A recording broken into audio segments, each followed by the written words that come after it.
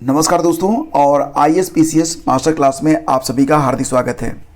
खंड शिक्षा अधिकारी RO बिहार शिक्षक भर्ती और अन्य प्रतियोगी परीक्षाओं के लिए ये GS का टेस्ट नंबर 4 है। अब तक 3 टेस्ट ऑर्गेनाइज किए जा चुके हैं। ख़ास तौर से ये जो टेस्ट सीरीज़ है ये UPPSC BEO और RO के लिए है, लेकिन बिहार शिक्षक भर्ती में जो GS का पोर्शन आएगा उसमें भी आपको इस सीरीज़ से कई प्रश्न देखने को मिलेंगे। तो जो लोग बिहार शिक्षक भर्ती में फॉर्म डाले हैं और GS की प्रॉपर प्रिपरेशन करना चाहते हैं वो लोग प्रतिदिन थोड़ा सा समय यहाँ पर ज़रूर दें। यहाँ से कई सारे प्रश्न आपको डायरेक्टली एग्ज़ाम में देखने को मिलेंगे। तो ये टेस्ट नंबर 4 है। अब तक हमने 3 वीडियोज़ अपलोड किए हैं जिसके लिए एक अलग से प्लेलिस्ट बना दी गई है जिसका लिंक वीडियो के डिस्क्रिप्शन में है। तो चलिए शुरू करते हैं। टेस्ट नंबर 4 पहला क्वेश्चन है, हाल ही में जारी ग्लोबल पीस इंडेक्स 2023 के अनुसार दुनिया का सबसे शांतिपूर्ण देश कौन बना है। देखो फ्रेंड्स, अगर हम बात करें शांति के बारे में तो इसको शो किया जाता है, इसका जो प्रतीक है वो क्या होता है, सफ़ेद होता है। और सफ़ेद रंग की क्या होती है, बर्फ़ होती है। बर्फ़ का मतलब आइस से है, तो मतलब कि यहाँ पर आइसलैंड याद रखना। और इसके लिए ये याद रखना कि शांत मतलब आइस, आइस मतलब सफ़ेद। तो ये ट्रिक अपने दिमाग में रखेंगे तो भूलेगा नहीं। कई सालों से ये जो डेटा है ये सेम ही है, इसमें कोई ज़्यादा बदलाव नहीं हुआ है। तो दुनिया का जो सबसे शांत देश है वो आइसलैंड है, लेकिन सबसे अशांत देश कौन सा है तो ये अफ़गानिस्तान है। कुल 163 देशों में भारत जो है वो 126वें स्थान पर है। अभी हाल ही में आपको याद होगा कि हैप्पीनेस इंडेक्स में भी हम 126 पर ही हैं और पीस में भी 126 पर हैं। अगला क्वेश्चन देखिए, हाल ही में गूगल ने किसे भारत नीति प्रमुख के रूप में नियुक्त किया है। गूगल का भारत में नीति प्रमुख कौन बना है। तो दोस्तों यहाँ पर आंसर होगा ऑप्शन सी, श्रीनिवास रेड्डी, यानी कि आपका जो जवाब है वो ऑप्शन सी होना चाहिए। अगला क्वेश्चन देखते हैं, हाल ही में भारत ने किसे स्टार्टअप 20 की मसाल सौंपी है। तो दोस्तों स्टार्टअप 20 की मसाल सौंपी गई है ब्राज़ील को। आपको याद होगा कि G20 2023 में G20 का भारत अध्यक्ष है, लेकिन 2024 में G20 की अध्यक्षता कौन करेगा, ब्राज़ील करेगा। तो ब्राज़ील को ही स्टार्टअप 20 की मसाल भी सौंपी गई है भारत के द्वारा। ये याद रखना, ये बहुत ही इम्पॉर्टेंट क्वेश्चन है। हाल ही में यूक्लिड स्पेस टेलीस्कोप किसने लॉन्च किया है। यूक्लिड को फादर ऑफ ज्योमेट्री भी कहा जाता है, उन्हीं के नाम पर यूक्लिड स्पेस टेलीस्कोप बनाया गया है। तो यूक्लिड स्पेस टेलीस्कोप दोस्तों इसको लॉन्च किया गया है यूरोपियन स्पेस एजेंसी यानी कि ESA के द्वारा। ऑप्शन सी आपका यहाँ पर करेक्ट है। और देखो ये जो यूक्लिड स्पेस टेलीस्कोप है, अब देखो ये एक टेलीस्कोप है, तो इसे स्पेस एक्स के फाल्कन 9 राडार से फ्लोरिडा अमेरिका से लॉन्च किया गया है। इसका उद्देश्य क्या है, डार्क एनर्जी और डार्क मैटर का अध्ययन करना। देखो फ्रेंड्स, जो डार्क एनर्जी होती है आपको पता ही है कि हम जब एटम्स के बारे में पढ़ते हैं तो एटम्स की जो संरचना होती है, इलेक्ट्रॉन, प्रोटॉन, न्यूट्रॉन, जो उससे भी छोटे पार्टिकल हैं वहाँ तक तो हम पहुँच चुके हैं, लेकिन उनके बीच भी कुछ है जो कि हमें पता नहीं है। तो उसको हमने डार्क एनर्जी, डार्क मैटर या फिर गार्ड पार्टिकल का नाम दिया है। तो उसी का अध्ययन करने के लिए ये जो यूक्लिड स्पेस टेलीस्कोप है इसे ESA ने लॉन्च किया है। हाल ही में UK के द्वारा किसे हाथी पर्यावरण पुरस्कार से सम्मानित किया गया। UK के द्वारा हाथी पर्यावरण पुरस्कार दोस्तों ये प्रदान किया गया है कार्तिकी गोंजाल्विस को, यानी कि आपका जवाब ऑप्शन A है। और ये काफ़ी इंपॉर्टेंट क्वेश्चन है। हाल ही में प्रथम अंतर्राष्ट्रीय हरित हाइड्रोजन सम्मेलन उद्घाटन कहाँ किया गया। प्रथम अंतर्राष्ट्रीय हरित हाइड्रोजन सम्मेलन दोस्तों इसका आयोजन किया गया नई दिल्ली में।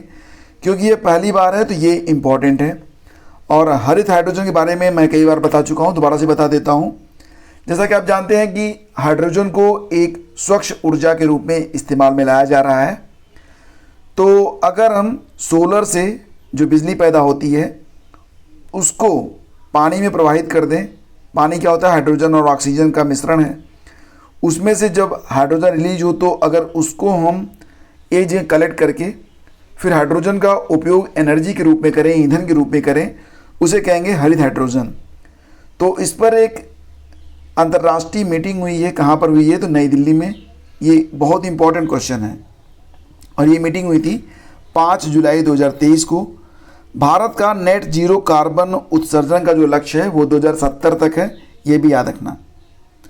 मई 2022 में किसने Laureus sportsman of the year 2023 का पुरस्कार जीता है?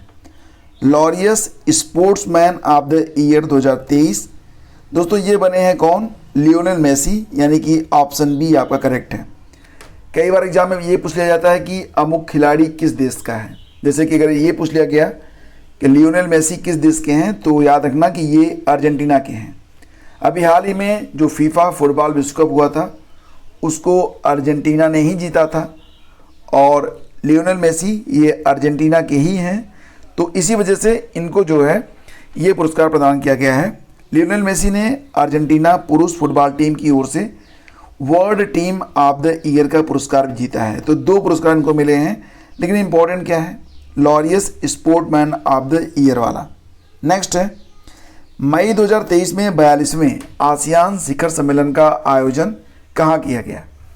मई 2023 में 42वें आसियान शिखर सम्मेलन का आयोजन दोस्तों ये किया गया कंबोडिया में। ऑप्शन ए इसका बिल्कुल करेक्ट है, याद रखना। सॉरी फ्रेंड्स, इसका आंसर हो जाएगा इंडोनेशिया। 42वां आसियान शिखर सम्मेलन इसका आयोजन किया गया इंडोनेशिया में। ऑप्शन सी बिल्कुल करेक्ट है। तो ये सम्मेलन इंडोनेशिया में हुआ, ठीक है। आसियान शिखर सम्मेलन का ये 42वां एडिशन था जो कि इंडोनेशिया में 9 से लेकर 11 मई 2023 में आयोजित किया गया और इसका जो 41वां संस्करण था 2022 वाला ये कंबोडिया में हुआ था, ठीक है। तो 42वां कहाँ पर हो रहा है? इंडोनेशिया में। 41वां हुआ था कंबोडिया में। तो इसका उत्तर याद रखना, इसको ऐसे याद रख सकते हो, कंबोडिया वाला जो है 41वां जो क्रम था वो कंबोडिया में, 42वां जो हुआ वो इंडोनेशिया में हुआ है, 2023 में इंडोनेशिया में। हाल ही में बच्चों के लिए डिजिटल स्वास्थ्य कार्ड लॉन्च करने वाला पहला राज्य बना है उत्तर प्रदेश। ये याद रखना। इसमें क्या हो रहा है कि जो बच्चों का शारीरिक और मानसिक परीक्षण किया जा रहा है, उसके बाद एक डिजिटल हेल्थ कार्ड जारी किया जा रहा है। साथ ही साथ बच्चों के हेल्थ के लिए 25,000 रुपये का इंश्योरेंस भी उत्तर प्रदेश सरकार की ओर से दिया जा रहा है। तो बहुत ही शानदार पहले ये बच्चों के लिए जो डिजिटल हेल्थ कार्ड ये स्टार्ट किया गया है उत्तर प्रदेश में।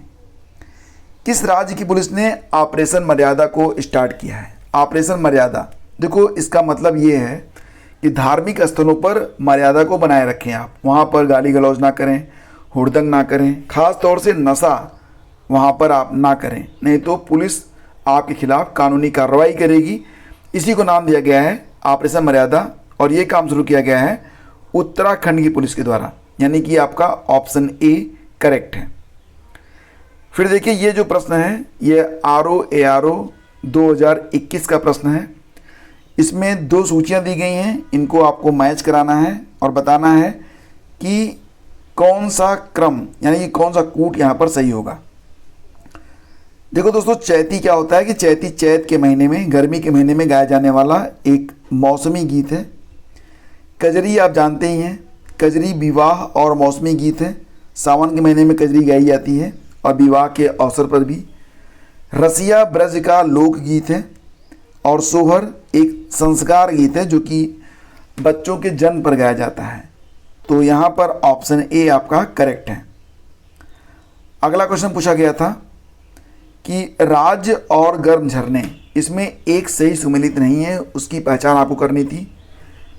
मणिकर्ण नामक गर्म झरना ये मिलेगा आपको हिमाचल प्रदेश में। तप्ता पानी गर्म झरना ये ओडिशा में है। ब्रजेश्वरी गर्म झरना महाराष्ट्र में है। नारायणी गर्म झरना ये गुजरात में नहीं है। तो ये भारत में आपको मिलेगा कहाँ पर, राजस्थान में। लेकिन ये भी याद रखिएगा कि नारायणी नाम की जो एक नदी है उसमें भी गर्म पानी के 7 स्रोत पाए जाते हैं, और ये जो नारायणी नदी है यह नेपाल में स्थित है। गुजरात की बात करें तो यहाँ पर तुआ और उनाई नामक झरने पाए जाते हैं, ये भी आपको पता होना चाहिए। अगला क्वेश्चन ये पूछा गया था कि निम्नलिखित में कौन सही सुमेलित नहीं है। कंपनी अधिनियम 2013, भारतीय संविदा अधिनियम 1870, साझेदारी अधिनियम 1932 या फिर वस्तु विक्रय अधिनियम 1930। देखो फ्रेंड्स, वस्तु विक्रय अधिनियम 1930 ये करेक्ट है, साझेदारी अधिनियम 1932 ये भी सही है, कंपनी अधिनियम 2013 ये भी सही है, भारतीय संविदा अधिनियम 1870 नहीं है, ये 1872 है। तो यहीं पर आपको थोड़ा सा करेक्शन की आवश्यकता थी, लेकिन ये सुमेलित नहीं माना जाएगा, मतलब यही आपका आंसर बनेगा। तो यह अधिनियम भारत में अनुबंधों से संबंधित कानून को निर्धारित करता है और भारतीय अनुबंध कानून को विनियमित करने वाला प्रमुख अधिनियम है। ब्रिटिश भारत में सैन्य बल पर केंद्रीय राजस्व का कुल कितना प्रतिशत व्यय होता था? ब्रिटिश भारत में सैन्य बल पर केंद्रीय राजस्व का कुल 40% व्यय होता था, ये याद रखना आप। कुछ डिटेल्स यहाँ पर चेक कर लेते हैं। 1857 के बाद सेना का व्यवस्थित पुनर्गठन किया गया था और ब्रिटिश भारतीय सेना एक महंगी सैन्य मशीन बनी रही। भारतीय सेना में लगभग 75,000 ब्रिटिश सैनिक, 1,50,000 भारतीय सैनिक, 20,000 भारतीय रिजर्व, 30,000 स्वयंसेवी और 16,000 इंपीरियल सर्विस कॉर्प्स या कुल 2,90,000 पुरुष शामिल हैं, जिनकी कीमत भारत को कितनी पड़ती थी? ये $52 प्रति व्यक्ति पड़ती थी। ब्रिटिश भारत में सैन्य बल पर खर्च किए गए केंद्रीय राजस्व का कुल प्रतिशत 40% था, इसलिए कई राष्ट्रवादियों ने भारतीयों पर सैन्य खर्च का जो बोझ था उसका विरोध किया था। और ये देखिए आज का अंतिम प्रश्न है। काकोरी षड्यंत्र केस में प्रधान आरोपी पंडित राम प्रसाद बिस्मिल को उत्तर प्रदेश के किस शहर में फांसी दी गई थी? तो दोस्तों, राम प्रसाद बिस्मिल को गोरखपुर में फांसी दी गई थी। विकल्प आपका यहाँ पर बी सही है। आपको बता दें कि पंडित राम प्रसाद बिस्मिल एक स्वतंत्रता सेनानी थे जिन्होंने भारत के स्वतंत्रता संग्राम में सक्रिय भूमिका निभाई थी।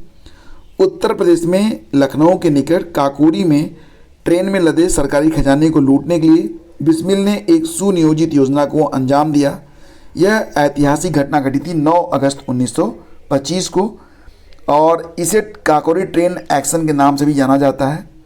बिस्मिल, अशफाकुल्ला खान, रोशन सिंह और राजेंद्र नाथ लाहिड़ी को इसमें मौत की सज़ा सुनाई गई थी।